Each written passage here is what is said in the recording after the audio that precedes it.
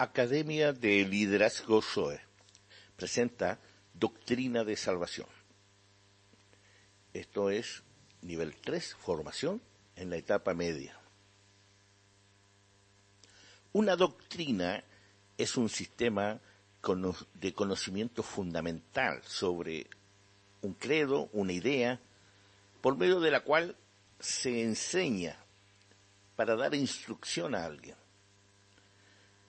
Una doctrina se ajusta a normas científicas y paradigmas de la enseñanza a fin de revelar con eficiencia, con eficacia,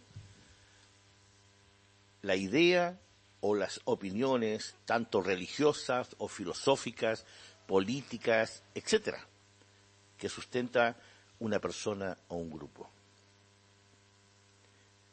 Una doctrina persigue promover y orientar entonces a las personas a lograr una convicción de fe. Ello permite que las personas que reciben la doctrina se puedan orientar, ajustar y establecer en una misma dirección. Así, en la unidad de pensamiento, logren avanzar, crecer, desarrollarse y multiplicarse con una misma esencia. Es curioso que el grupo que Jesús congregó en su ministerio terrenal, en su proyecto de discipulado, en su academia de transformación espiritual, ¿no?, de su academia de liderazgo, pertenecieran a diferentes corrientes teológicas, filosóficas e ideológicas. Mas, sin embargo, al cabo de un tiempo de estar con él, de aprender de él, de su doctrina, lograban unirse en una misma mente para una misma causa, el reino de Dios. Que no lo hizo, por ejemplo, Judas terminó vendiendo al maestro por 30 monedas de plata.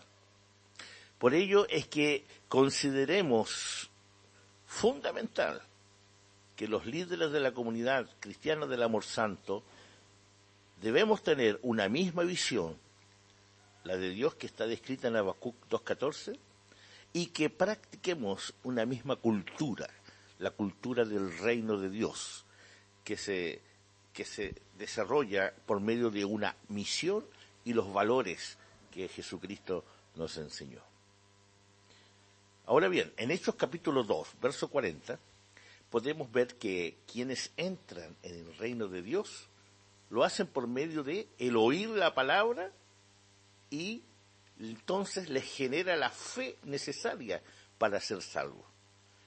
Al depositar, al sembrar, al poner la fe en Cristo Jesús, que es el Rey, entonces se activa la salvación en aquellos que creen. Y esos que creen deben perseverar en la comunión unos con otros, en el partimiento del pan, perseverar en las oraciones, pero como prioridad, y por ello está en primer lugar en la lista, deben perseverar en la doctrina de los apóstoles. Y una doctrina apostólica principal es la que estamos por ver ahora, la doctrina de la salvación. La doctrina de la salvación no viene de la Iglesia, es decir, no la genera la Iglesia. Yo no soy salvo por ser parte de la Iglesia. Mi salvación viene de Dios. La salvación viene del Eterno, del Santo y Todopoderoso Dios, que ha tenido a bien salvarnos. Sin embargo, no podemos desconocer que la Iglesia tiene un papel fundamental en la salvación de la humanidad,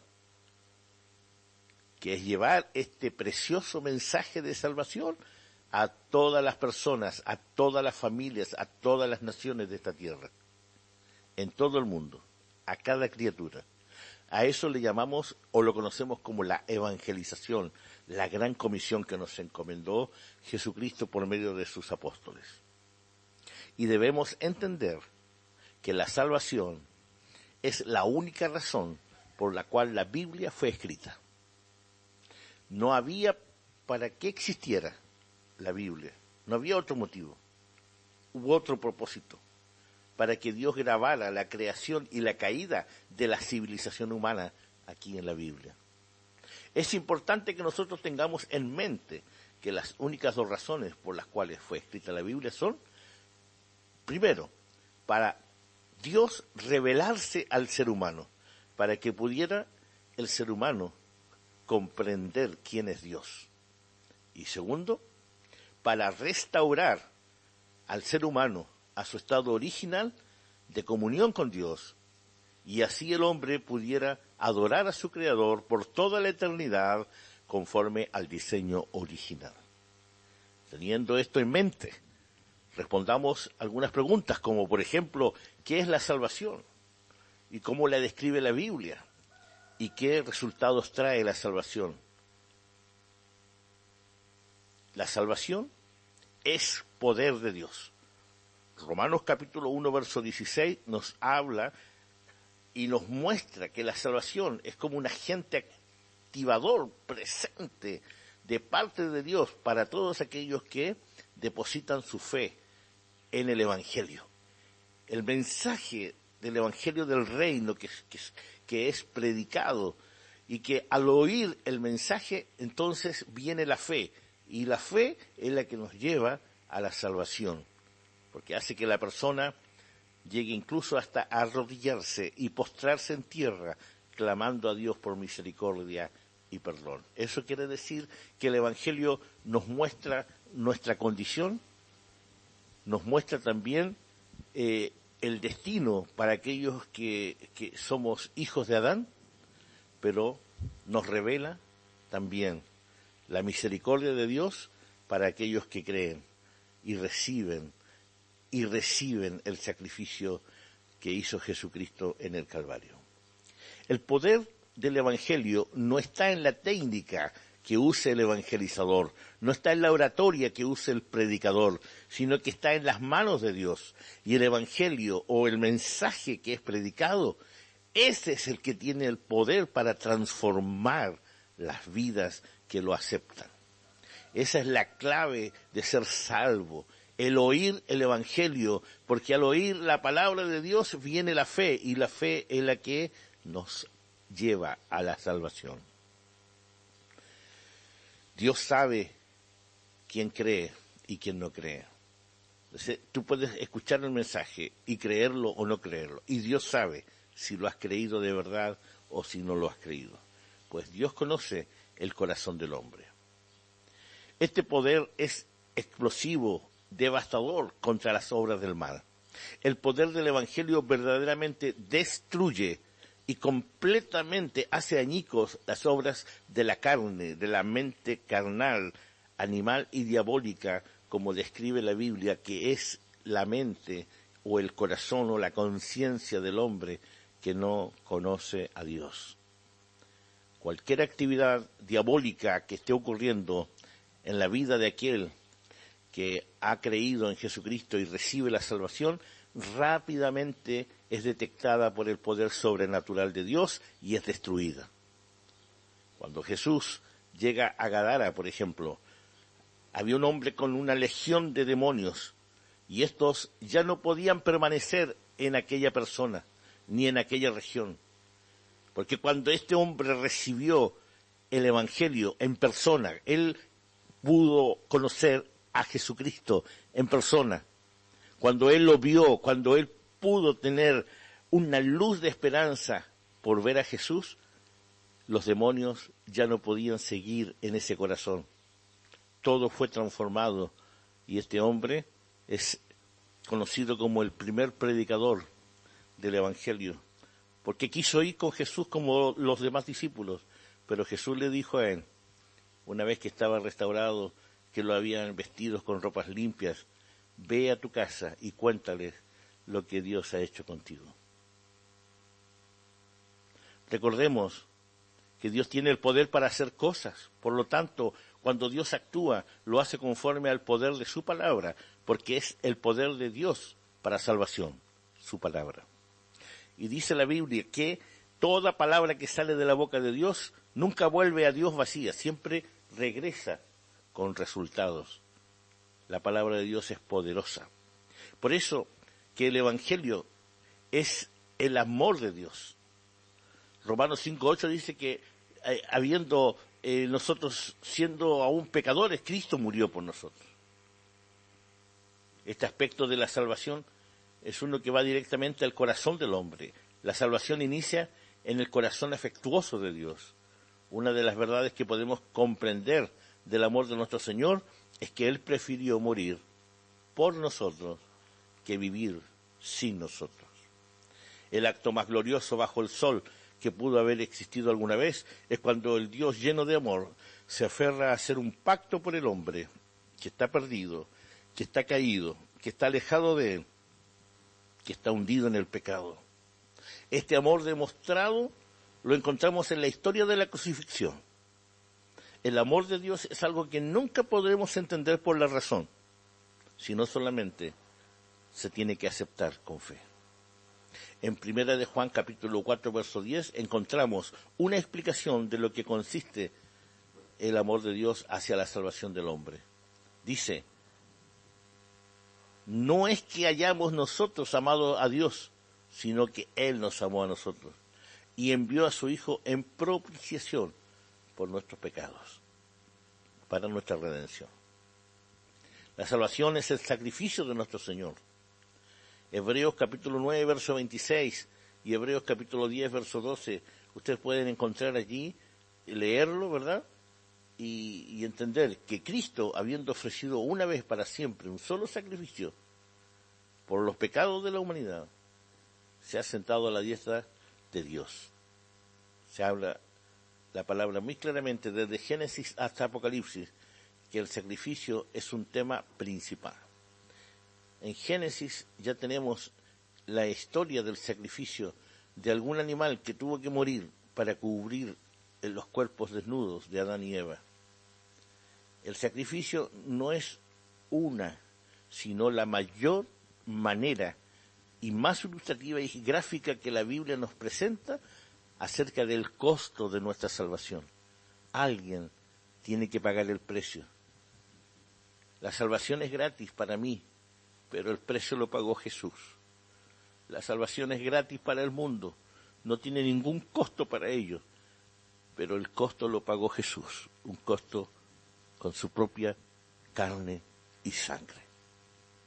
En el antiguo pacto los animales tenían que dar, por supuesto involuntariamente porque no tenían conciencia, su vida para que el pueblo pudiera recibir perdón y ser aceptados por Dios.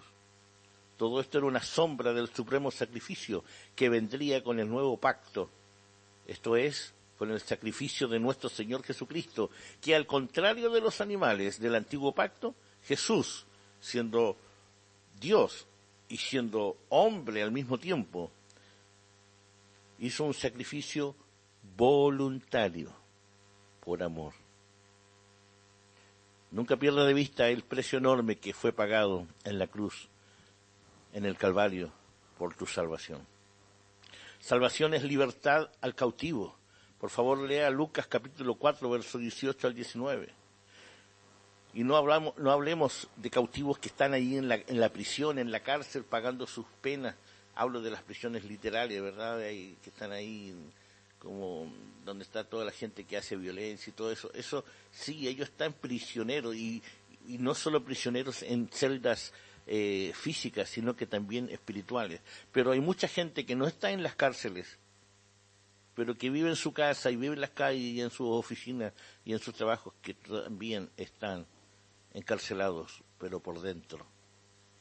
Cautivos a una vida de odio, de drogas, enfermedades y soledad. En un punto de nuestra vida todos debemos clamar como el apóstol Pablo: miserable de mí, ¿quién me librará de este cuerpo de muerte? Eso que va por dentro, que me lleva al pecado. Pero luego viene la respuesta a ese clamor desesperado que dice: gracias doy a Dios por Jesucristo, Señor nuestro. Claro, Él es el que nos libra de ese cuerpo de muerte. Lea por favor Romanos capítulo 7, versos 24 y 25. Sí, la libertad es la posesión más preciosa que un ser humano pueda tener, y esa la puede encontrar en Jesucristo. Libertad de la culpabilidad y de la condenación eterna. Salvación también es la sanidad del corazón quebrantado. Es la luz a un alma en oscuridad. La salvación es esperanza en un mundo lleno de inseguridad. Salvación es traer gozo y paz a vidas llenas de desesperación. Salvación es tener una segunda oportunidad para componer, para arreglar nuestras vidas. El que está en Cristo Jesús es nueva criatura. Y las cosas viejas pasaron. Y aquí todo es hecho nuevo. Por la salvación de una vida, de un hombre, se han reconciliado familias, se han restaurado matrimonios divididos, y de una persona, una imagen más saludable es la que sale, la que nace en esa transformación, gracias a la salvación que recibe. Porque además de redimir, el Señor también transforma al ser humano por dentro. La salvación, por último quiero decirte, se debe guardar, y tú eres responsable de guardar la salvación que Cristo te dio. La debes cuidar, porque el diablo quiere robártela, él te quiere matar y te quiere destruir. Por favor, lea la siguiente lista de pasajes bíblicos para que podamos comprender esta responsabilidad de que debo cuidar esa salvación tan grande que me dio el Señor en ese sacrificio voluntario de amor para mí. Y como conclusión, termino diciendo que la salvación es el poder vivo de Dios que puede transformar vidas para siempre. Vidas, familias, barrios, naciones, el mundo. Y segundo, atesoremos esta salvación y tomemos el consejo que la Biblia nos da en cuanto a esta salvación, que Cristo la pagó con su vida. Es gratis para nosotros, pero a Él le costó el precio. Que Dios les bendiga. Muy bien, hermanos, gracias por haber visto este vídeo y de poder seguir estudiando y de recibir lo que el Señor tiene para cada uno de nosotros. Quiero recordarles que ustedes también son responsables ya en este momento de que sus discípulos avancen. Así que, por favor, tengan un tiempo con ellos, hablen, pregúntenles cómo van, pregúntenles si hay algo que no han entendido, si hay algo que no han podido resolver dentro de todo lo que se ha ido aprendiendo. Y si tienen dudas, por favor, evacúenle sus dudas. Y si usted no se siente capaz de responderle, no tenga cuidado, no se preocupe, hable conmigo y vamos entonces a tratar de resolver todo lo que es necesario. Pero recuerden, esto es una academia de discípulos que nos tenemos que convertir en los líderes espirituales de este mundo que está rumbo al infierno, y nosotros debemos llevarlo rumbo al cielo. Un abrazo.